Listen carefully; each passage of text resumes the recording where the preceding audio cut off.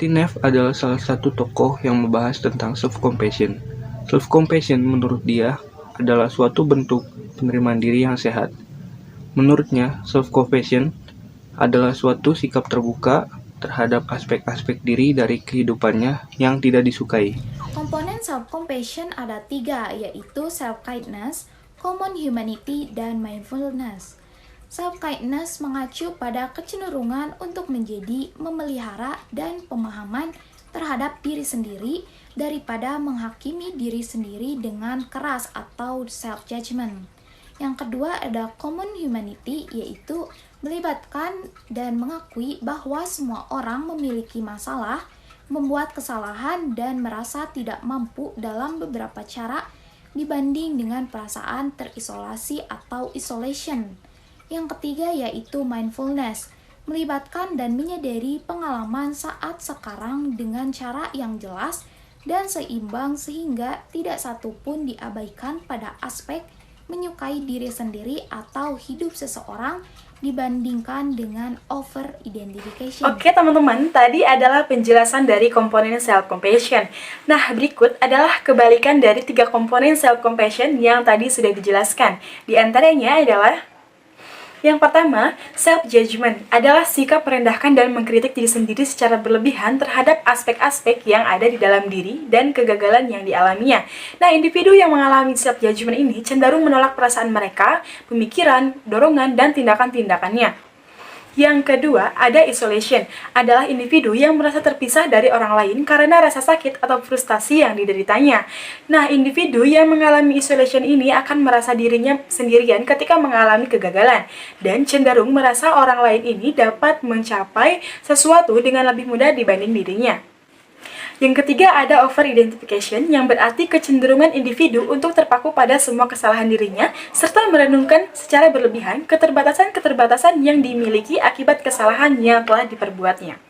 Hasil dari riset 1 menyatakan bahwa terdapat hubungan positif antara self-compassion dengan regulasi emosi pada remaja.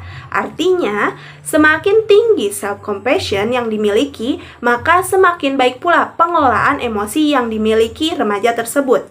Demikian juga sebaliknya, semakin rendah self-compassion, maka semakin buruk pula pengelolaan emosi pada remaja. Nah, self-compassion sebenarnya bisa menjadi awal dalam mengatasi segala emosi negatif yang dirasakan. Remaja yang memiliki self-compassion akan mampu melibatkan diri dengan baik saat menghadapi tekanan, permasalahan, dan kekurangan yang ada pada dirinya tanpa mengkritik diri sendiri. Nah, remaja akan dapat melakukan apa yang diperlukan untuk membantu dirinya. Bisa dengan cara memberi istirahat pada diri secara emosional, self-talk yang positif, berlapang dada, dan memaafkan. Riset yang dilakukan oleh Cindy A. Rizky, Sudarmo Wiono, Tiara R. Widyastuti, dan Riatri pada jurnal psikologi dengan judul Hubungan Antara Self-Compassion dengan Psychological Well-Being pada mahasiswa Universitas Pajajaran.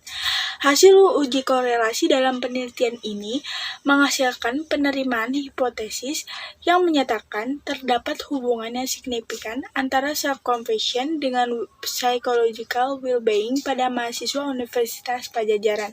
Analisis regresi dalam penelitian ini menunjukkan bahwa self-compassion merupakan prediktor yang signifikan terhadap masing-masing dimensi psychological well-being. Penelitian ini menemukan bahwa individu yang penuh self-compassion cenderung lebih memiliki tujuan bersifat mengasihi dalam persahabatan, yang artinya individu tersebut cenderung untuk memberikan dukungan sosial dan mendorong terciptanya kepercayaan interpersonal dengan teman-temannya. Selanjutnya ada tips and trick. Yang pertama, pikirkan bagaimana cara kamu akan memperlakukan orang lain. Yang kedua, ganti kalimat negatif menjadi afirmasi positif. Misalnya, aku nggak bisa atau aku nggak pernah berhasil. Ganti kalimatnya menjadi aku pasti bisa atau aku pasti berhasil. Yang ketiga, ingatkan bahwa diri kamu tidak sendiri. Jadi, banyak orang yang sayang atau yang peduli sama kamu. Yang keempat, practice forgiveness. Semua manusia pasti melakukan kesalahan. Tidak ada yang tidak melakukan kesalahan. Jadi, jangan selalu menyalahkan diri kamu sendiri atas kesalahan tersebut. belajarlah menerima diri bahwa diri kita tidak sempurna. Yang kelima, bersyukur.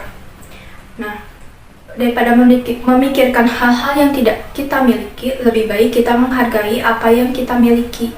Dan tulis rasa syukur kamu hari ini di jurnal atau di diary kamu, kayak gitu.